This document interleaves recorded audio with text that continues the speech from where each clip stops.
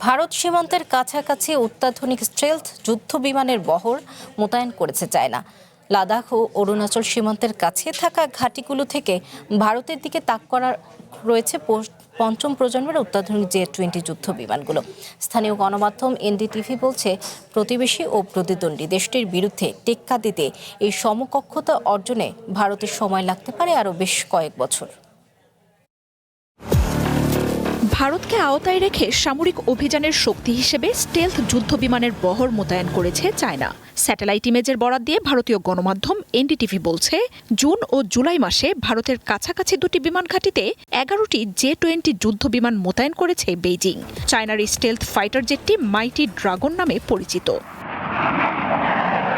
এনডিটিভির প্রতিবেদনে বলা হয়, এই মাসের শুরুতে জিনজিয়াংয়ের হোটান বিমান ঘাঁটিতে 7টি জে-20 মোতায়েন করে চায়না। লাদাখের উত্তরাঞ্চল থেকে ঘাঁটিটির দূরত্ব মাত্র 245 কিলোমিটার। ভবিষ্যৎ হোক নিরাপদ, বিনিয়োগ হোক বিশ্বস্ত, আর আমার পছন্দ সল্ট বে। ওয়েলকাম টু সল্ট বে। প্রকাশিত তথ্য মতে, এই ঘাঁটিতেই চায়নার সর্বোচ্চ সংখ্যক জে-20 যুদ্ধ বিমান অবস্থান করছে। এছাড়াও তিব্বতের দামসাং বিমান ঘাঁটিতে আরও 4টি স্টেলথ ফাইটার জেট মোতায়েন করা আছে। ভারতের অরুণাচল থেকে ঘাঁটিটির দূরত্ব 350 কিলোমিটারেরও কম। চায়নার এই তৎপরতায় নিজেদের জন্য পঞ্চম প্রজন্মের স্টেলথ ফাইটারের প্রয়োজনীয়তার গুরুত্ব তুলে ধরেছেন ভারতের প্রতিরক্ষা বিশ্লেষকরা। কাউন্টার স্টেলথ সেন্সর, সমন্বিত আকাশ প্রতিরক্ষা এবং অচলাবস্থা মোকাবিলায় প্রয়োজনীয় সক্ষমতা বাড়ানোর তাগিদ দিয়েছেন তারা। ভারতের বিমান বাহিনীতে পঞ্চম প্রজন্মের বা স্টেলথ প্রযুক্তির কোনো যুদ্ধ বিমান নেই। মূলত ফরাসির রাফালে যুদ্ধ বিমানের ওপর নির্ভরশীল দিল্লি চায়নার পঞ্চম প্রজন্মের বিপরীতে বহু পিছিয়ে।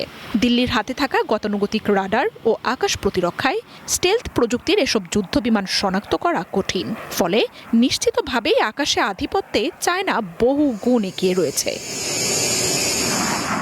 নিজেদের প্রযুক্তিতে স্টেলথ ফাইটার জেট উৎপাদন ও মোতায়েনে ভারতের সময় লাগতে পারে আরও 1 যুগের বেশি। অন্যদিকে 2019 সালে চায়নার হাতে মাত্র 50টির মতো জে-20 থাকলেও 2022-এ তা 200 ছাড়িয়ে যায়। বর্তমানে পিপলস লিবারেশন আর্মিতে 300 থেকে 500টি জে-20 থাকলেও 2030 সালে তা 1000 ছাড়িয়ে যেতে পারে বলে ধারণা ব্রিটেন ভিত্তিক গোয়েন্দা সংস্থাগুলোর। মার্জিয়া উপমা, ওয়ান ইন্টারন্যাশনাল ডেস্ক।